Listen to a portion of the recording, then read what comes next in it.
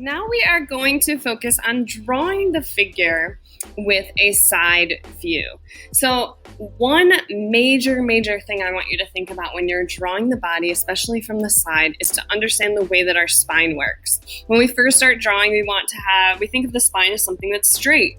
And that everything else is built off of in our body. But what actually ends up happening is that our spine has this S curve to it. So we're going to create that in our side view as we create our character. This S curve helps distribute the weight in our body a little bit more. So it's really good to understand. Now I'm going to get started the same way that I did for our last drawing.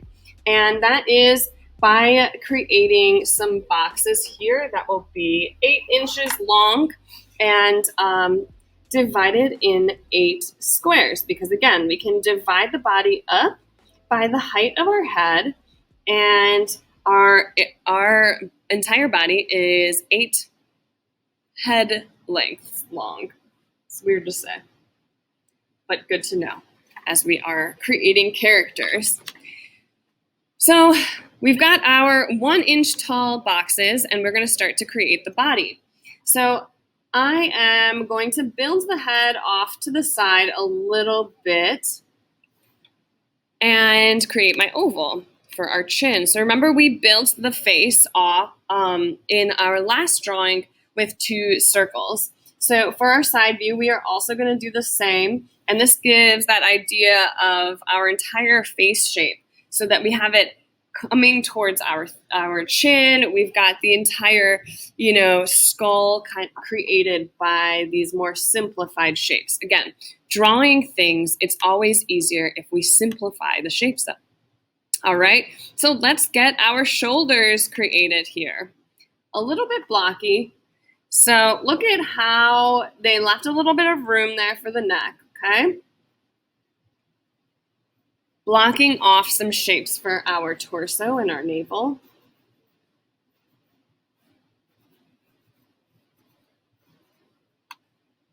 These are just some fast sketches to get an understanding of proportions. Remember, they don't need to be perfect or exact.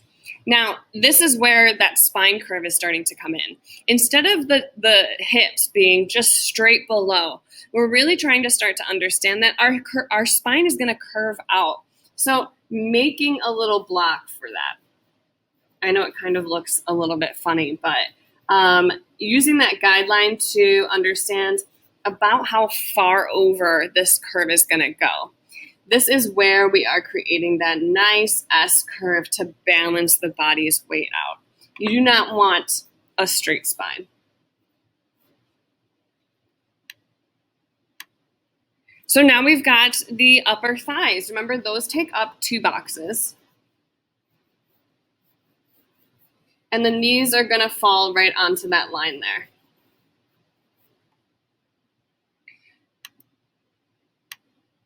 Now we're developing some of our calves. I'm making a little mark there for the knees. And now we're going to divide the feet into a little bit more of a detailed shape than we did before. Remember, I talked about those horse hooves. We're going to divide those up into a different kind of shape now, because there's a lot more complexity that happens when we are drawing our feet. We've got our heel. We've got that front part of our foot. Then we've got where the toes creep out.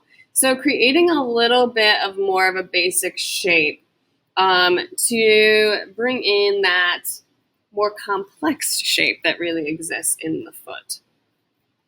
But again, we don't want to go into a ton of details about how to draw a realistic foot right now, because what we're really focusing on this unit is human proportion. So getting where things line up on the body is much more important than defining your feet or defining your hands. We're going to keep using these more basic shapes in our drawings until we take a little bit more time to focus on those specific characteristics. So let's look at how we are going to start to bring this body together here.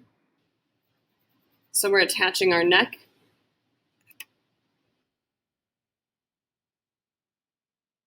And now we're building our arms out. So remember, we started before with just a rectangle in that navel area. Now we're building out the arm. So the wrist should be lining up with the pelvis area. And now we're creating a little mitten shape. Remember, your arms line up with the middle of your thighs.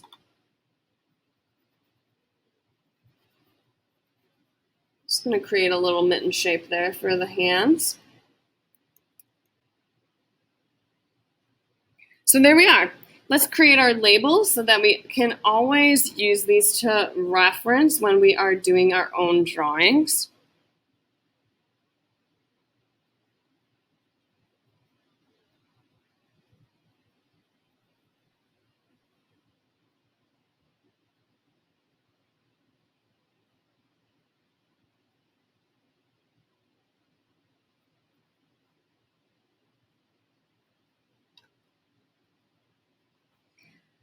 So there we have it, 2 step-by-step approaches to human proportion. Now, I know as we create our characters, they're not always going to be in these static movement, but what it does help is inform as you are drawing. If you're having a difficult time, maybe with an arm or a leg, looking at how these relationships are and understanding the way that our bodies are built is very, very important when you are exploring how to create your own characters. Throughout this lesson, we are going to do some timed drawings. We are going to look at mannequins and photo references to start to create your own dynamic poses. I have a ton more techniques and strategies in drawing the human figure. So stay tuned.